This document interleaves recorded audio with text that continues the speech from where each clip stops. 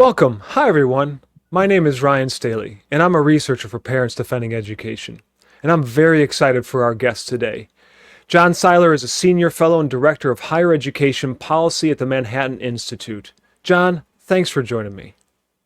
Yeah, thanks for having me. It's great to be here. Yeah, hey, so in prior to Christmas, we put out a report, and this was at the front of the Doge craze, where Parents Defending Education put out a report called GrantED, and what we did was we detailed over $1 billion in spending by Biden's Department of Education on diversity, equity, inclusion initiatives, including K-12 level.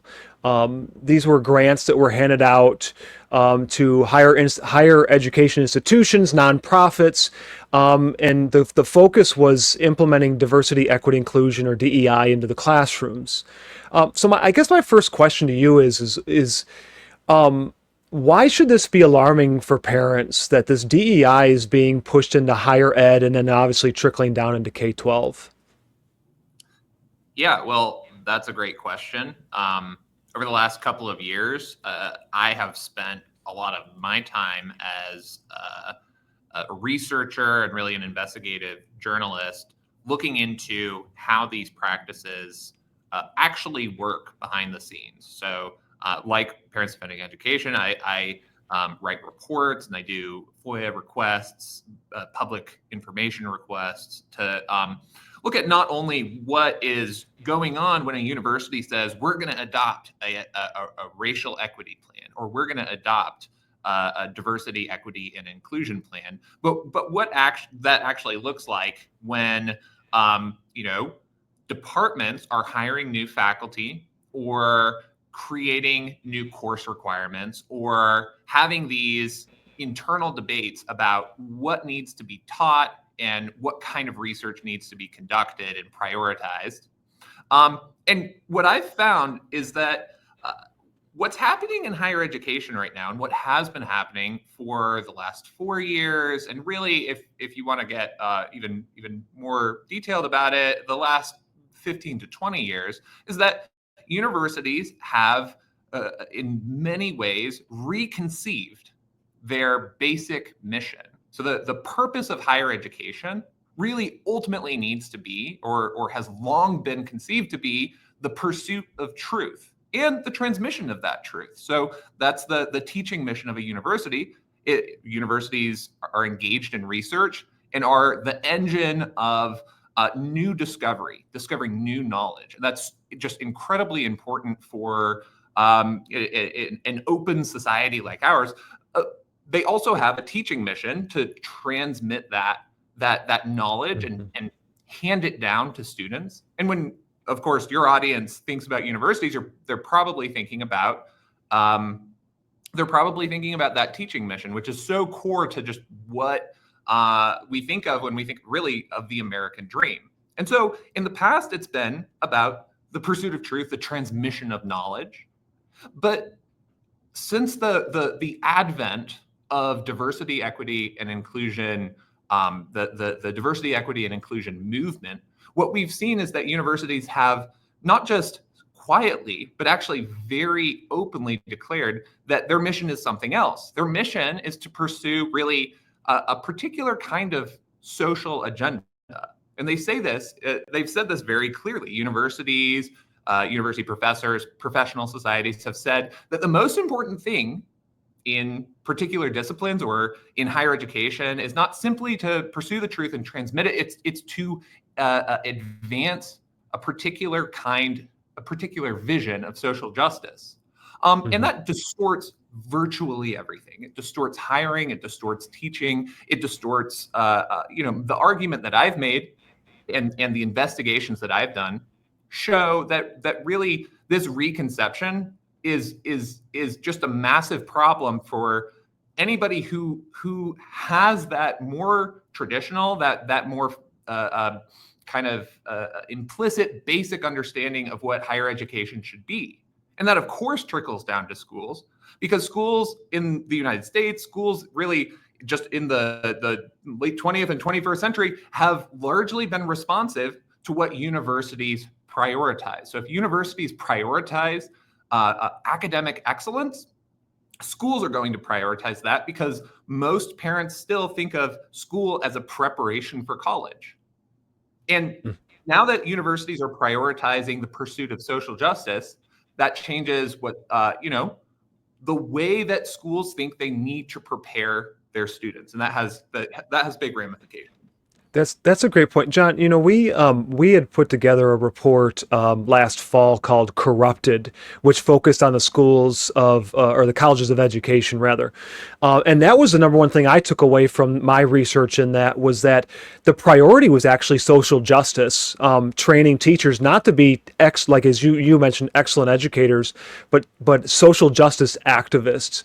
So it sounds like that very much plays in there. I have a kind of a personal question for you, but I'm sure I'm not the only one, is how do you balance this stuff out with academic freedom? Because that's one of the things that comes up all the time, is that you can't, that you're attacking academic freedom if you challenge these DEI social justice activism pieces in the university level. So what are your thoughts there?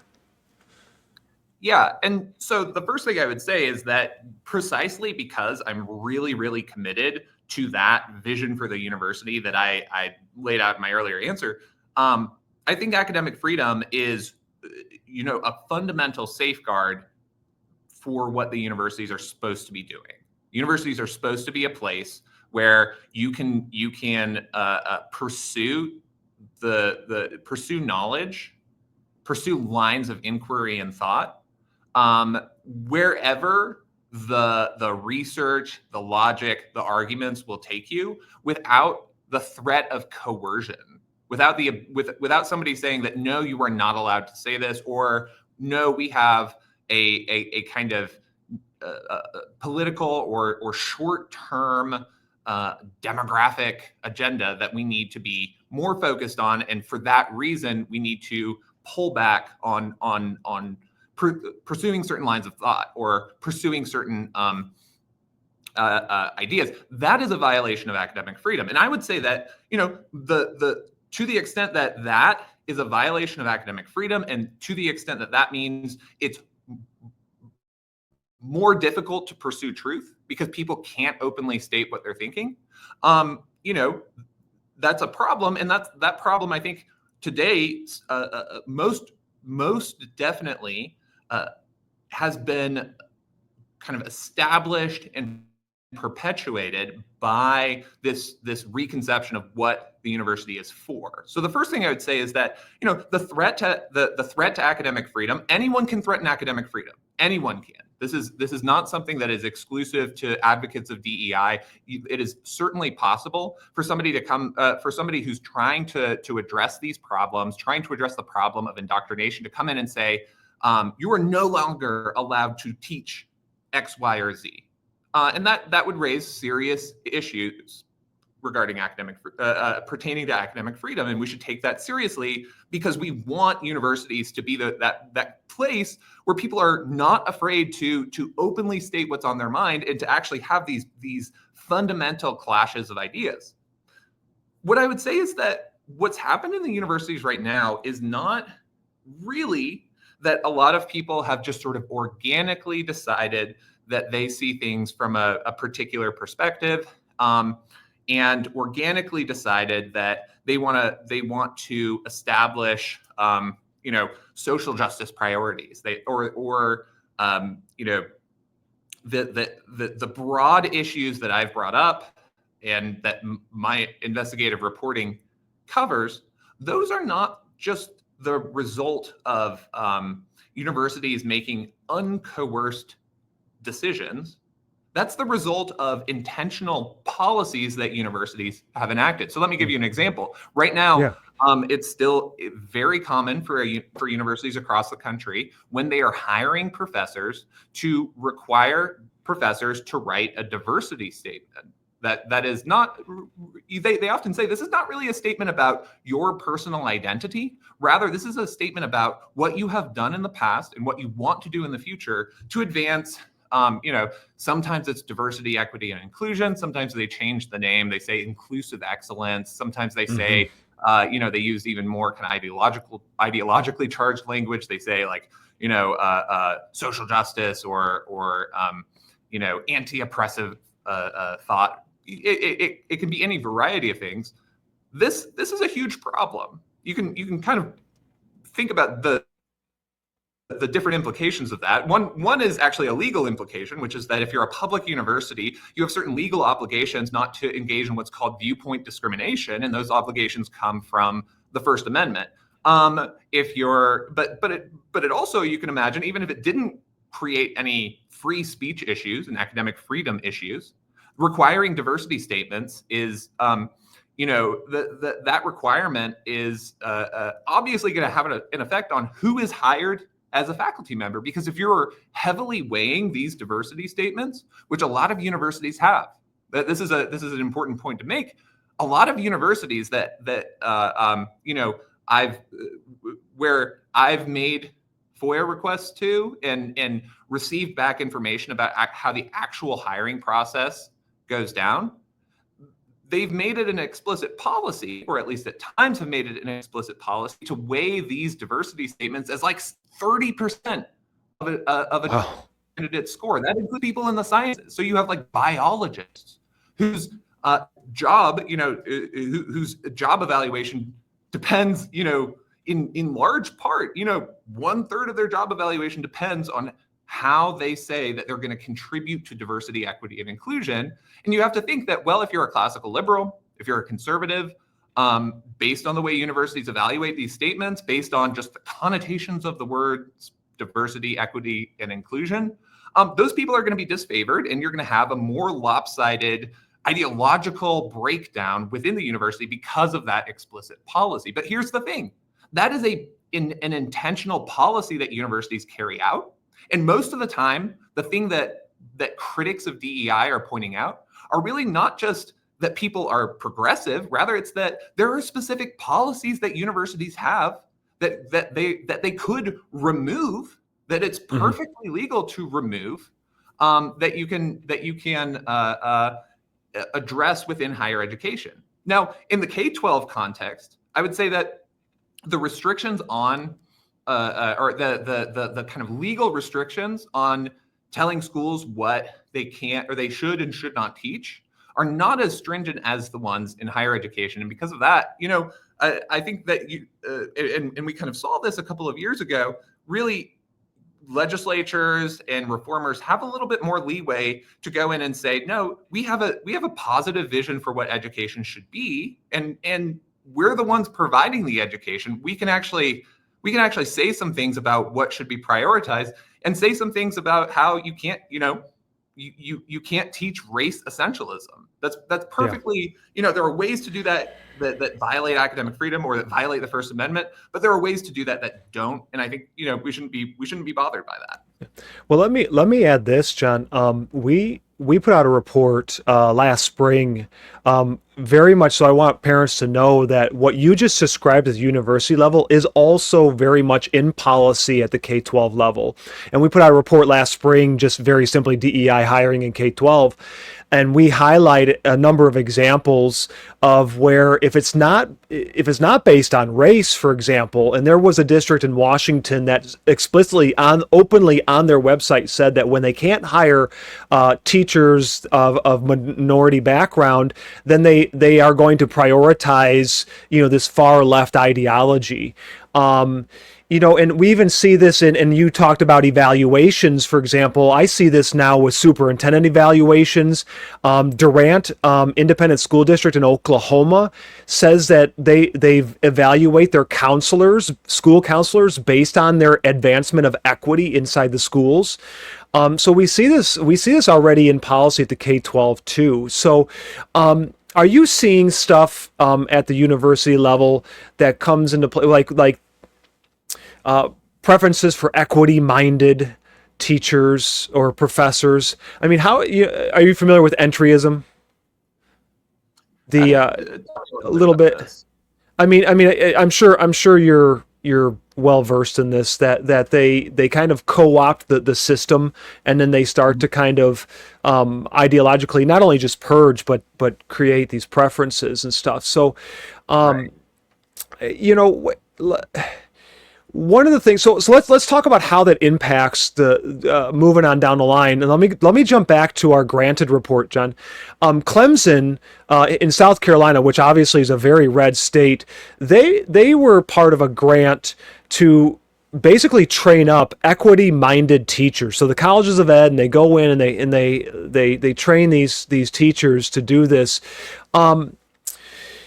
This becomes a DEI kind of purity test, doesn't it? Because you've got the teachers are being trained up at the university level, and then you have the K-12 schools putting into policy that they're not going to hire people based unless they have this mindset. So, you know what? Let me back up a step.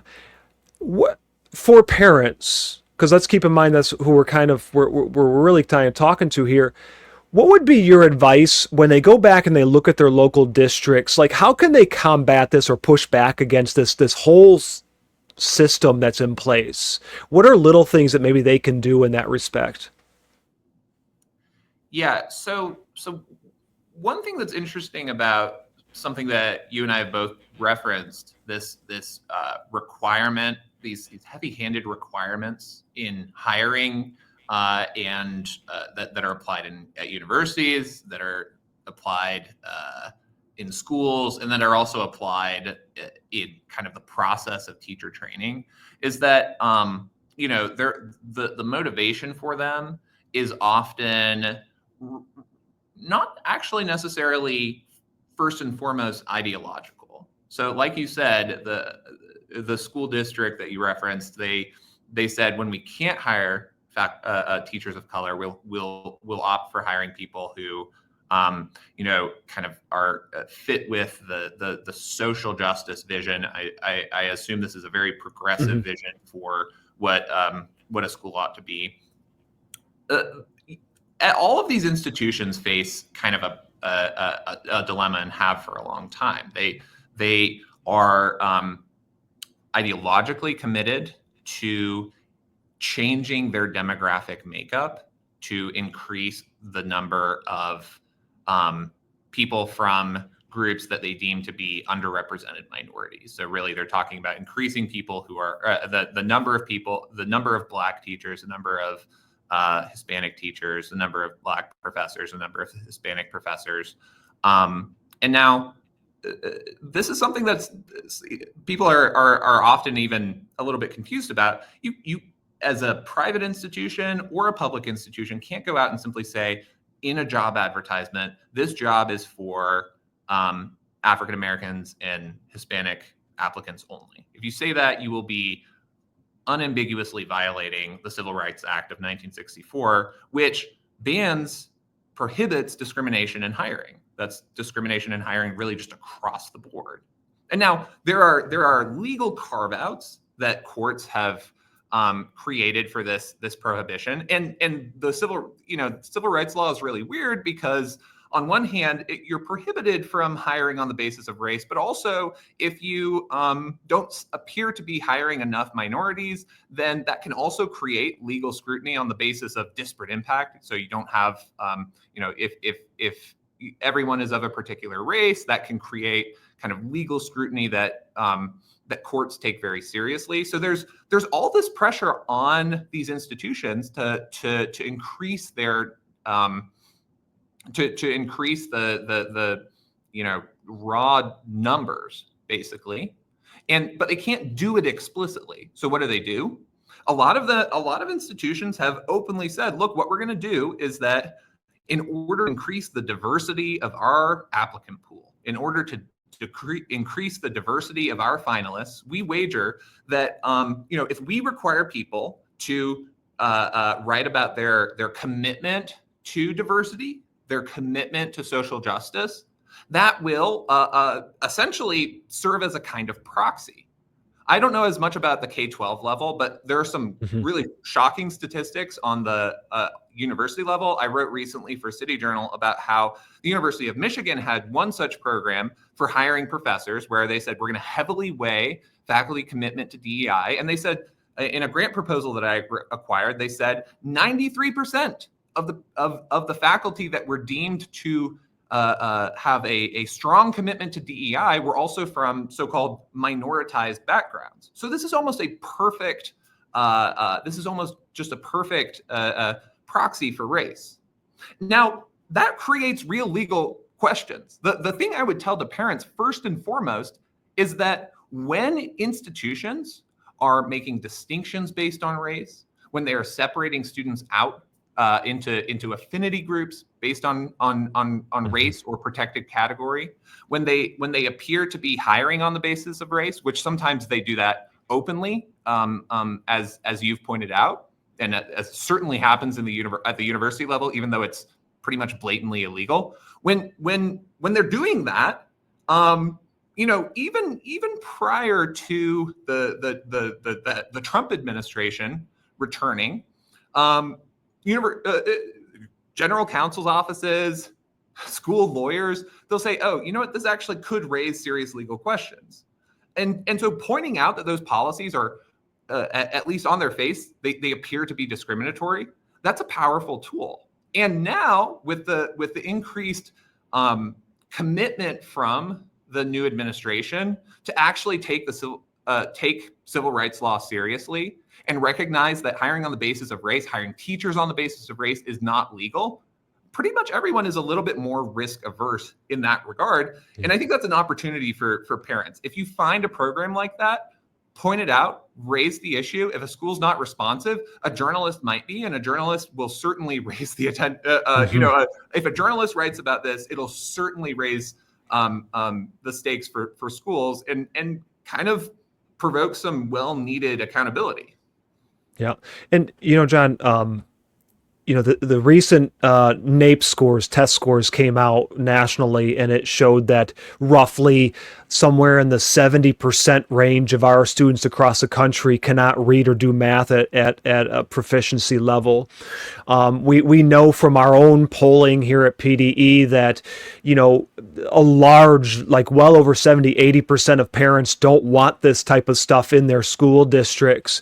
So I don't know. I'd love to hear your opinion, and you can use the university level if you want. But I'd love to hear your opinion on, is there a way to quantify or to connect the data to the DEI practices to evaluate if they're effective or not? I mean, you and I could sit here and say, well, logically, it looks like it's not DEI policies and the ideology is not effective. But I'd love to hear your take on if you and me having that conversation versus what the data might actually say, or where it's headed in that, if that makes sense, if I'm making that clear. Yeah. Social scientists look into this quite a bit. There are all sorts of DEI interventions that are kind of tailored and commonly practiced enough that social scientists can look at them, look at the stated goals of the programs and say, hey, well, like, how is this matching up? How you say you're doing one thing for the sake of a particular quantifiable marker of inclusion. So how is that working? And there are notable examples of how the social science basically tells us that many of these programs that critics like you and I have pointed out just don't seem like they work on their face. In practice are pretty weak and unsupported by the evidence. One of them that I think is really important to put out there is this whole concept of implicit bias. And what's interesting about implicit bias is that's one that I think a lot of people might find to be intuitively sort of plausible. Like the idea that we just have some biases that we don't really know about, that I think anybody with a sense of humility might say, like, yeah, I'm sure I come to the table with assumptions that need to be checked. The implicit bias literature and training that has cropped up as a tool for these university DEI administrations, they go beyond just saying that like everyone comes to the table with certain assumptions. They make pretty strong claims about people's implicit bias toward underrepresented minorities, toward women in science, things like that.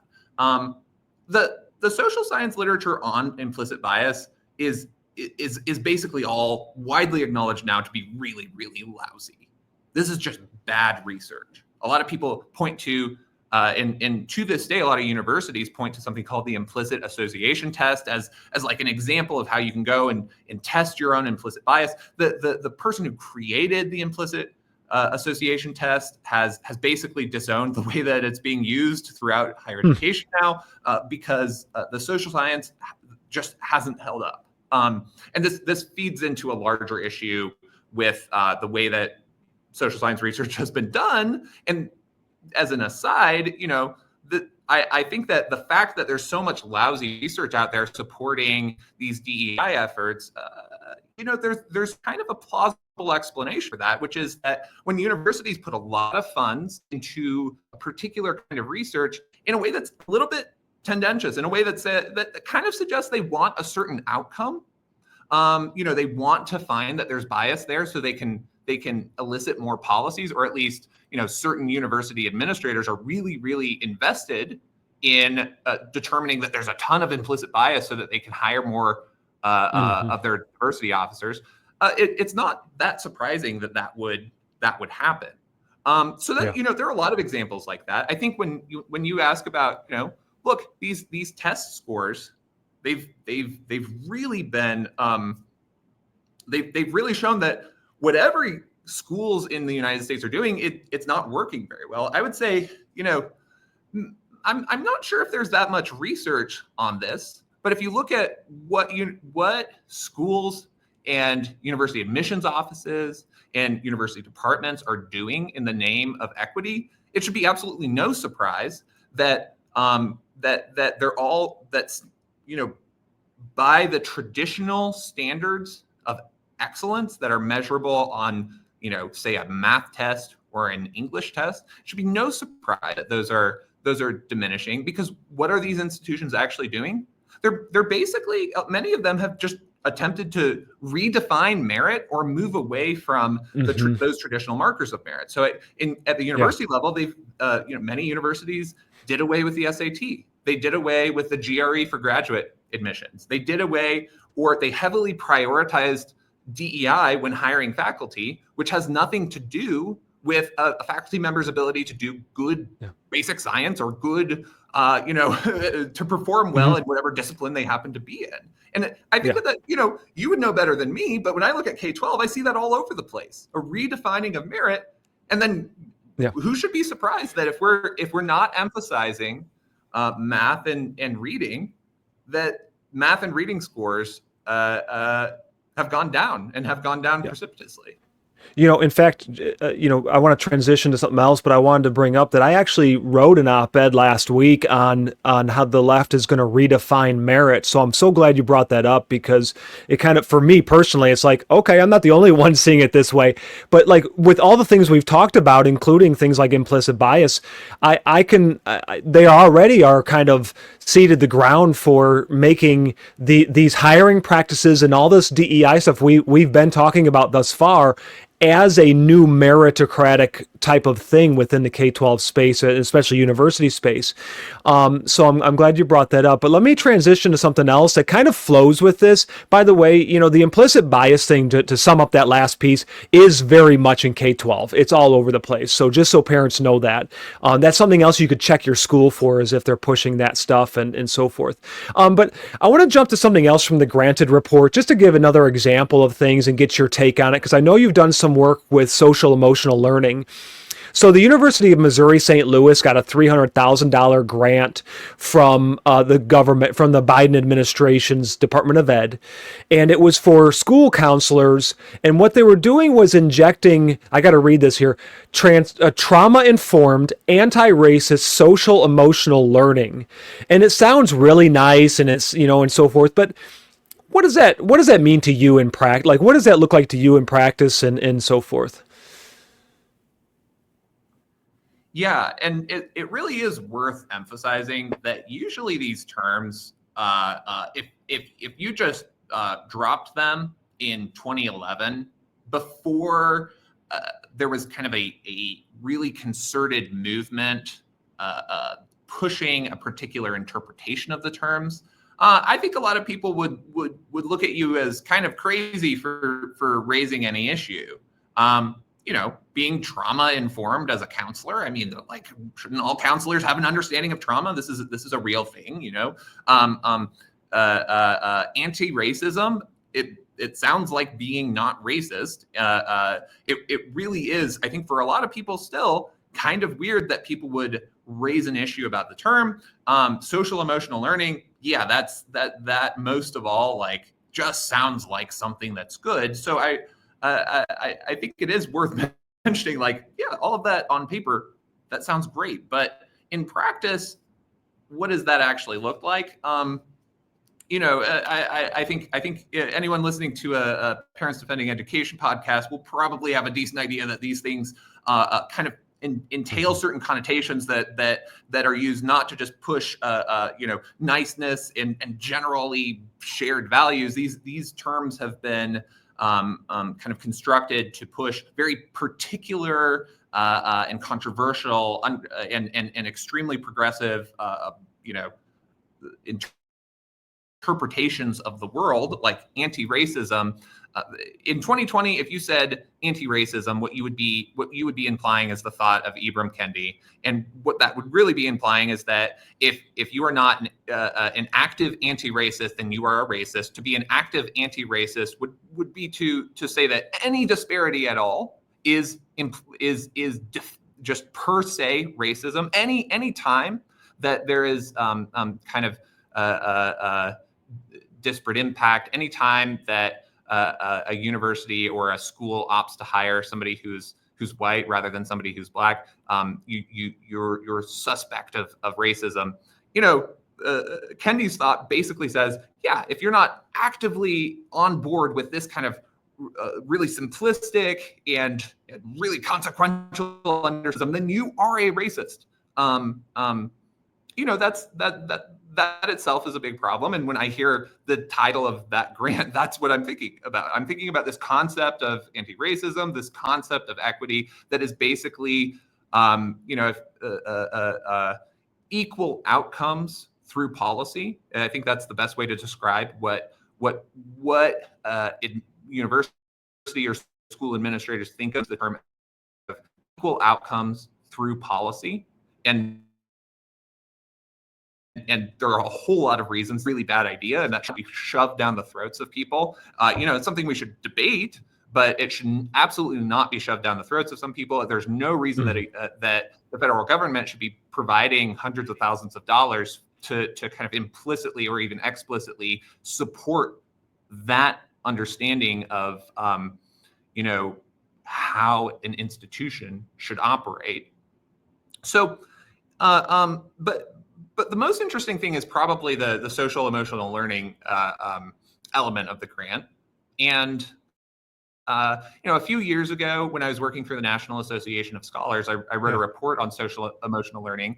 And what I would say is that when this very loose framework for schools was developed, it initially was kind of a vague, like, call to teach students what would have in an earlier era maybe been called character education. It's teaching about things like integrity, honesty.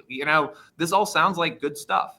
But what's interesting, just in general, about both higher education and K-12 is that when the more vague a subject area is, the easier it is to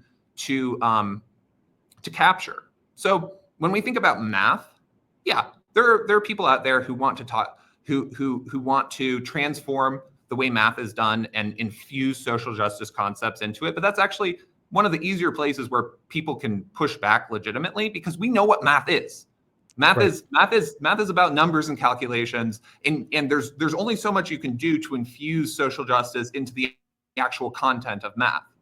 But when I say social emotional learning, there's no concept that's going to come to the mind of somebody I'm talking to that's really going to be as clear, that's going to reflect what I'm talking about. It is kind of subject to endless interpretation. And as more and more higher education and K-12 administrators began to adopt a kind of activist posture towards their work, things like social emotional learning just became really easy targets to say, like, no, we don't need to just teach social emotional learning. What we really need to do is something called transformative social emotional learning. Right. And that involves, thinking about things like social justice. That involves creating a strong racial identity. That involves creating, in some cases, as I think you've probably documented or at least seen before, it's created social emotional learning classes that are really all about it's like critical race theory, and that is totally unsurprising. And that's probably a reason for us to be fairly skeptical towards these kind of nebulous concepts that arise within the world of education administration, and really just stick to the disciplines and subjects that have content really everyone is in basic agreement about. We basically agree what reading means. We basically agree what math means. These things are harder to capture. And there is something to say about just being skeptical towards these sort of nebulous concepts that really arise quite often in the education research world. I like that you brought that up, like how they use these broad terms, because I think equity is another one of those where, I mean, I've worked in K-12 schools and I've worked with principals who are good people, and their definition of equity is not what I've seen in some of the more very progressive left-leaning districts, where they openly state that equity is a redistribution of wealth, resources, and time to offset the disparities, right? You talked about disparate impact, and for people that may not know, that came out of the Obama's Dear Colleague letter, right? Am I right on that? And you want to define that really quickly, and then I got another question for you along the school counselors end. Sorry, I missed what you wanted me to define. Disparate impact, just real quick. What is disparate impact, in case somebody doesn't know? Yeah, so disparate impact is kind of this legal concept that an institution or a business or anything that is evaluating people or hiring people, if say you have an applicant pool that is 20% Black, but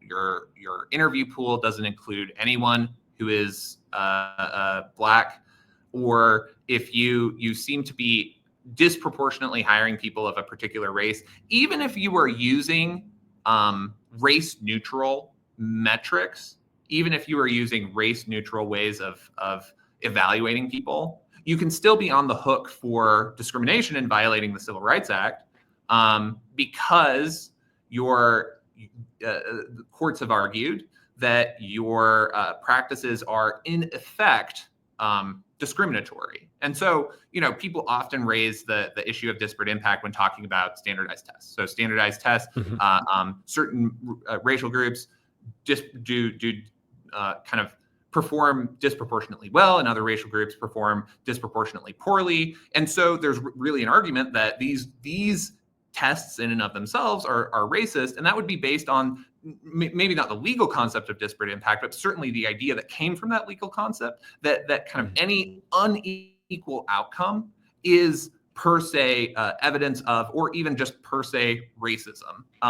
It's a really, like I said, this is very closely connected with the understanding of anti-racism that was hugely popularized by Ibram Kendi in 2020, and it became for a little while just kind of like common dogma that any unequal outcomes that just is racism, and there are big problems with that. But it it is interesting that kind of is rooted in the way that our law has been interpreted by courts and by regulators for a long time.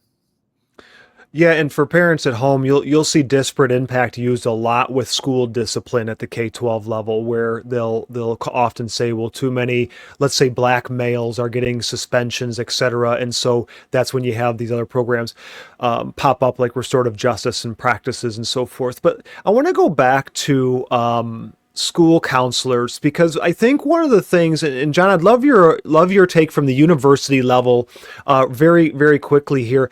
When parents hear school counselors, at least when you and I went to school, it was definitely like they help you find a college, they help you maybe if you do have a little bit of problems here or there, they help you navigate them, but it wasn't like actual counseling sessions, like, mental health. And somewhere along the lines, maybe since COVID especially, they seem to have transformed. And let me give you this information before we go further. Is I worked at a middle school where the school counselor basically ran all the discipline in the schools.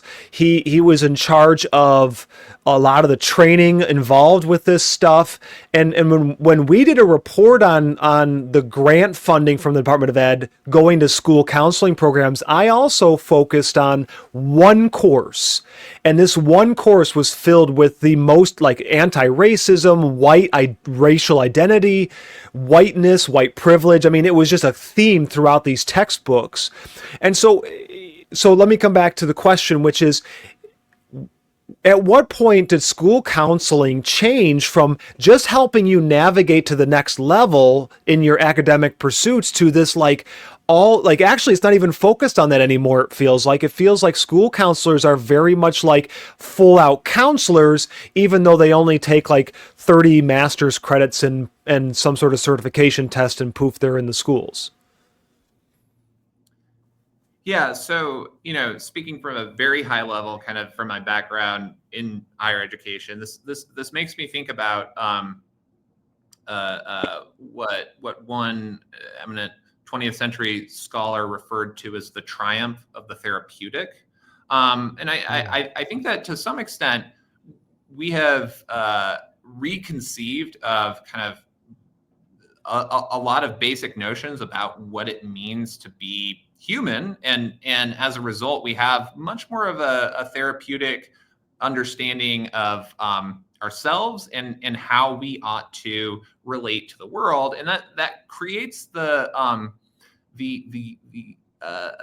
opening for all sorts of institutions to see themselves as places that ought to speak into what an individual's innermost self feels. That's not something that I think in the 1950s or the 1850s any educator would have thought that they ought to be doing. But I actually have a little bit of experience teaching K-12 as well, and that's absolutely something that teachers were encouraged to do. And so it's no surprise that this role that has existed for a long time in one form or another would become a lot more salient as the therapeutic mindset has become just increasingly salient. And so I couldn't put an exact date to it. I'm not exactly sure when this transformation has taken place. I will note though that school counseling, like social emotional learning, is one of these kind of more empty categories to begin with. Like, counseling covers a lot of things. If you refer to counseling, one person could think that means one thing, and another person in the same room could think it means something else. I mean, you said when we think of school counselors, we think of people helping you get into college. To some extent, like when I think of school counselors, I think of a therapist on staff at school, and that ambiguity, just like SEL, creates the opportunity for people to come in and say, no, school counseling should involve an understanding of social justice.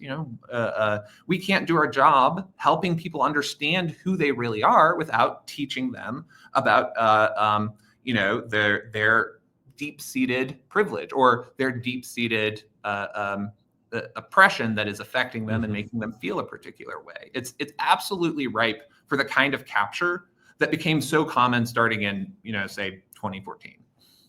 Yeah, and that's what we saw and parents can go and see this report. It's granted with the school counselors and that's very much what we looked at 100 universities. Half of them got grants from the Department of Ed, and out of 100 of those 100 universities, every one of them, I think except for maybe one, offered this particular course that we focused on. And I looked at the textbooks, et cetera. And your point about as an entry point for social justice, et cetera, is on point, because that's exactly the focus and the basically the main gist of all these courses. Let's close here with what are some things that some action items, because we like to leave our parents with action items on things that they can do. Some of our parents are going to have kids going to the university level soon, and some of them have youngins, right, that are maybe even just getting ready to start school. So what are some action items that you think, like let's say 3 action items or 2 that parents can do as they're looking at these issues that we talked about today? Yeah. So when you're looking just at K-12, I would say that what I mentioned earlier is a good strategy both for pushing back and for making decisions in the first place. If you see an institution that is, especially now, openly advertising its willingness to engage in practices that could be considered discriminatory or seem to be very obviously discriminatory, that should be a red flag. And that's also an opportunity for you to come in and raise a salient issue that schools, I think, will be more inclined to address and to address thoroughly, because there are real legal implications, especially now. So I would say pay close attention to the way that schools are hiring their teachers, and the way that schools are addressing issues of race and sex. And now, like I think that that doesn't mean that if a school is celebrating Black History Month, that should raise red flags. I think that means that, if a school is requiring its teachers to fill out a diversity statement, you should look into why it's doing that, and you might want to inquire into why it's doing that if your children are in that school. On the university level, I would say that one thing to look into, and I would say this to parents who are right now looking at universities, thinking about higher education. Maybe one day we'll be in a place where a university degree doesn't feel like it's necessary to integrate into a good paying job in kind of the American way of life. And there are certainly plenty of cases where that is possible and a good option. And so, I think parents are looking at that to some extent, but a lot of parents are probably looking at universities and saying, like, even with all of the craziness that we perceive to be going on, we still think it's a good idea for our kids to go to college. That's the way I think about my children. I think that that will probably be the case for a long time still. So the question is, what do we do? Where should you go? And I think it's worth mentioning that there really are big distinctions between states and universities that are doing things well, and states and universities that are continuing down the path of pushing a kind of more ideological agenda, that are less sensitive to these concerns about free speech and open thought. And the Wall Street Journal published this report a while back saying that schools in the South are becoming more appealing. And I think one of the reasons is that schools in the South have been doing a better job.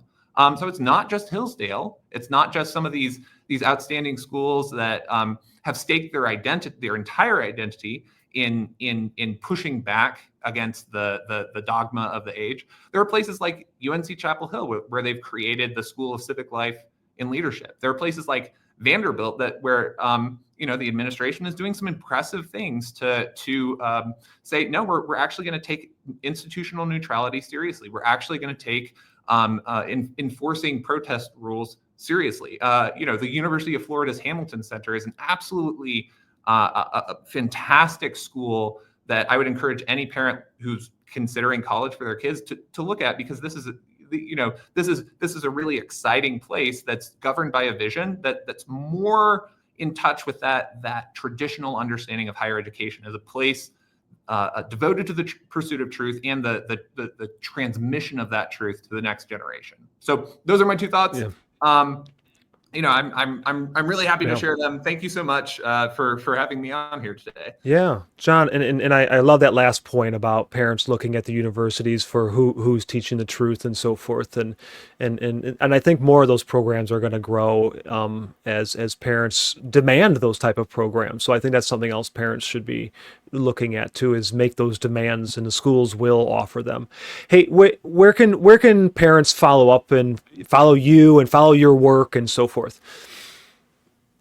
So as a fellow at the Manhattan Institute, I write a good bit for our publication, City Journal. I'm also always posting what I've written and things that I'm finding on X, formerly Twitter.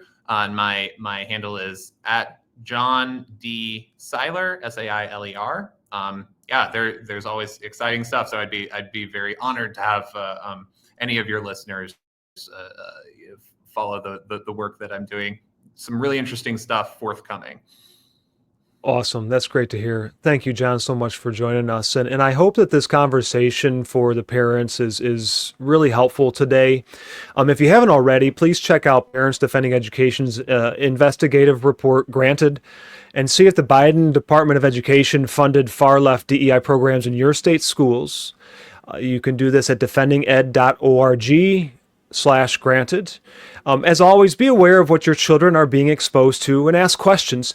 If you find something concerning at your school, please reach out to us at defendinged.org. Share this video with a friend and tag us. Thank you again, John. We'll see you soon, man. Thanks so much.